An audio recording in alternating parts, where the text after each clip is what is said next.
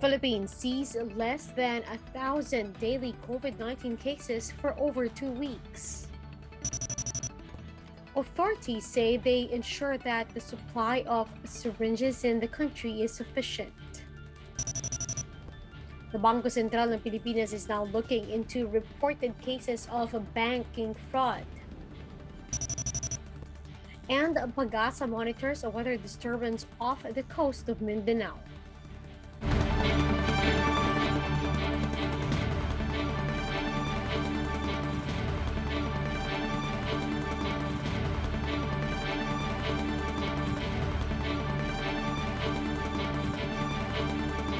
Fast, focused, and fearless. Here's a roundup of stories we're watching now. I'm Riza Diaz. The tropical depression outside the Philippine area of responsibility may further intensify in the next 24 hours.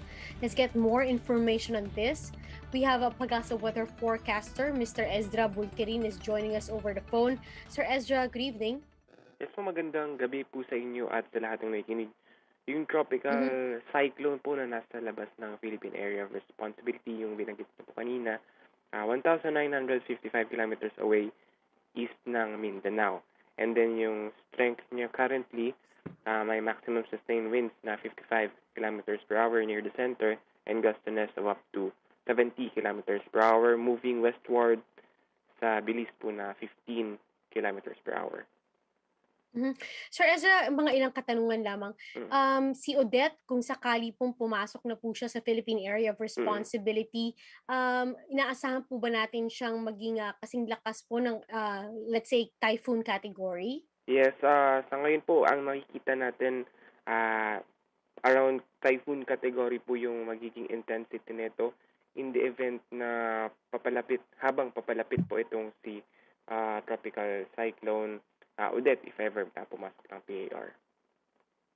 Sir, kailan po natin siya inaasahan papasok ng PAR at ano pong mga areas, ano pong mga lugar yung inaasahan po nating tatamaan nitong bagyong si Odette? Possibly by Tuesday po ay nasa loob na po ito ng Philippine Area of Responsibility, and then yung most affected areas po ay dyan po sa areas ng Visayas area. So possible po yung mga yung malalakas na mga pag-ulan, expect na po natin yan, and then yung especially yung hangin dala po nitong si tropical cyclone. Sir, do we also expect ito pong si tropical cyclone Odette to make landfall? Yes po, dyan sa area ng Eastern Visayas or Caraga area. So yan po yung mga areas na tingin natin nakikita yung possible landfall areas. Sir Ezra, ramdam na po natin na lumalamig na rin nga po yung simoy ng hangin. In the presence of itong pong tropical depression, mas lalamig pa rin po ba in the next coming days? Well, possibly, yes po, magkakaroon pa rin po tayo ng surge ng northeast monsoon or yung amihan. Especially po dyan sa area ng northern Luzon. So napakaalon na po ng sea condition na ini-expect natin dyan. Habang papalapit din po itong yung tropical cyclone po natin monitor. Sir, itong amihan season, gaano katagal po natin ito inaasahan? Yes, possibly by February po, doon natin nakikita yung peak netong ng northeast monsoon, and then habang papahina po hanggang sa end po ng February. Panghuli na lamang, sir, can you give us a wrap-up perhaps kung ano po ang magiging general weather po dito sa Metro Manila sa mga susunod po na araw? Dito po sa Metro Manila, possibly for the next 3 to 5 days ay maganda pa rin naman po yung panahon natin. If ever na umulan dito sa Metro Manila, light rains lamang po, and then mga isolated cases lamang siya. So most likely maganda po yung panahon natin. Pero sa areas po ng Visayas, dahil dun sa papalapit na bagyo, most likely pagdating po ng December 14 to 15, yan po ay Tuesday or Wednesday, posible nang makaranas ng mga pag-ulan dyan, magsimula na po, especially yung eastern part ng Visayas at Mindanao. So, umantabay po tayo sa mga updates pa na ilalabas ng PAGASA ukol dun sa tropical cyclone. Alright, maraming salamat, sir. That was PAGASA weather forecaster, Mr. Ezra Bulkirin. Meanwhile, the health department logs over 400 new COVID-19 cases today. The caseload still stands at above 2.83 million, some 11,200 of which are still active. The virus killed at least 184 more people, pushing the death toll to 50,200.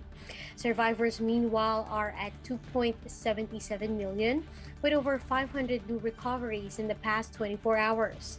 Now, only 1.2% of the 36,700 tests included in today's bulletin yielded positive results. The DOH and the National Task Force Against COVID-19 say they are ensuring that the country has enough supply of syringes. This after Foreign Affairs Secretary Teddy Boy Locsin Jr. claimed that the government once again, quote, dropped the ball on a possible offer of 15 million syringes from the United States. The DOH and NTF clarified that no Moderna vaccines were refused acceptance, and no other offers have been received by the vaccine cluster. The task force added that, in fact, the country has received over 3 million Moderna vaccines from the US in August. Both also urge unvaccinated Filipinos to join the second phase of the national vaccination drive that's from December 15 to the 17th. Now, following reports of unauthorized transactions, the Bangko Sentral ng Pilipinas assures Filipino that they are coordinating with concerned banks to ensure the reimbursement of affected clients.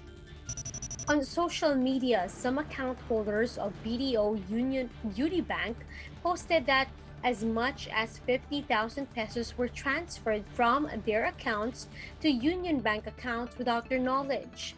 BSP Governor Benjamin Diokno announced on Twitter that they are in close coordination with both banks to ensure remedial measures are being undertaken.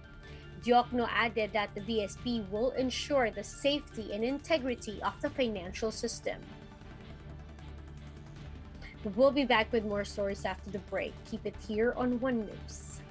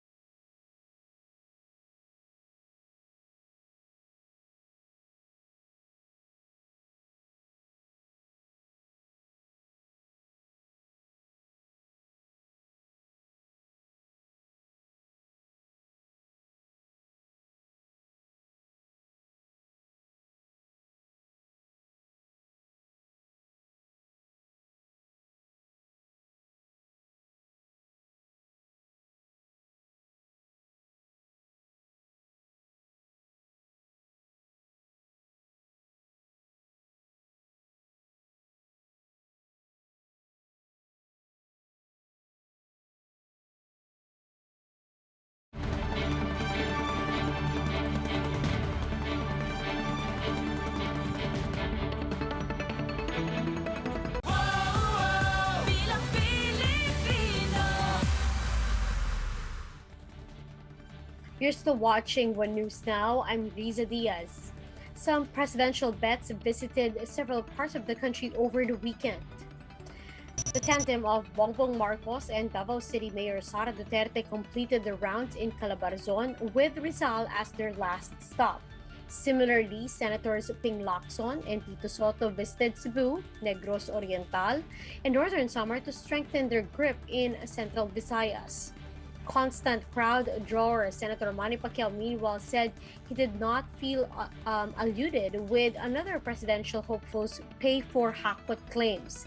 And the Manila Mayor Isko Moreno shrugged off critics, saying he is neglecting his mayoral duties to focus on his presidential campaign.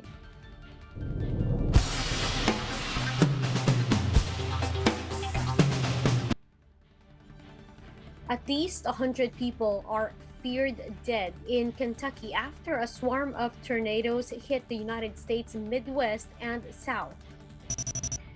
The tornadoes passed through 6 states, touching down in Illinois, Kentucky, Tennessee, Missouri, Arkansas, and Mississippi. Homes and businesses were destroyed along a path of over 300 kilometers. In Kentucky, Reuters reports that around a dozen candle factory workers are feared dead after the tornado ripped through the facility, causing the roof to cave in. Now, many houses were reduced to rubble and cars were upturned as the tornadoes tore its way through the area. In St. Louis, Missouri, at least 2 people are confirmed dead as rescuers search the rubble of what was previously an Amazon.com warehouse.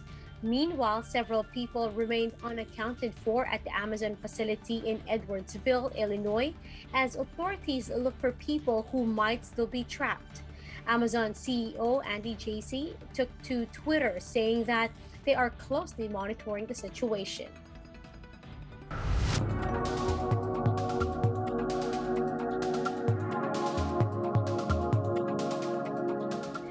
The pandemic has suspended many plans, but we may be seeing the beginning of the end with billions worldwide getting vaccinated. Now, what can we do with empty vaccine vials though? Now, Romania has a festive idea. Let's watch this.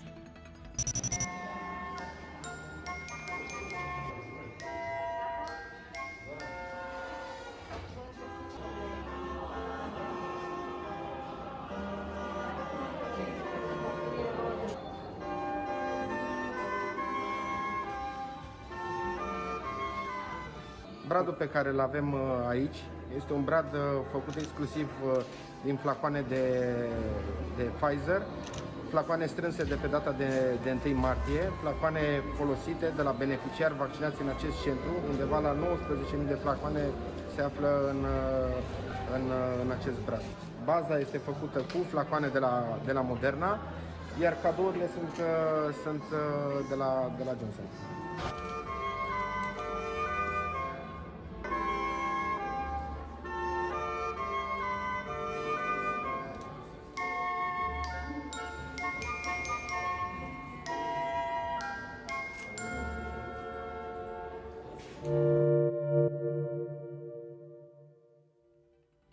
Now, here are other stories we're keeping our eyes on. More than 800,000 more Pfizer vaccines are expected to arrive later at 9 in the evening. The additional supply of vaccines will be delivered to the NAIA Terminal 3 in Pasay City. Unioil projects that the prices of diesel would increase by up to 1 peso and 40 centavos per liter this week. Gasoline prices are likewise expected to rise up to 1 peso and 50 centavos. And will the Philippines clinch another Miss Universe crown after stealing the preliminaries with her Bakunawa-inspired national costume? 26-year-old Miss Philippines Beatriz Luigi Gomez will next walk onto the Miss Universe stage. The finals will be held in Israel on December 12 or around 8 a.m. That's tomorrow, Manila time. And for more updates, visit News 5, the Philippine Star, and Business World Online. Visit our website, onenews.ph, for more in-depth analysis. You can also catch One News on Signal Play app. Register for a free account now at www.signalplay.com and stream One News live anytime, anywhere. I'm Riza Diaz. Mask on, wash hands, and stay safe, Philippines. We are One News.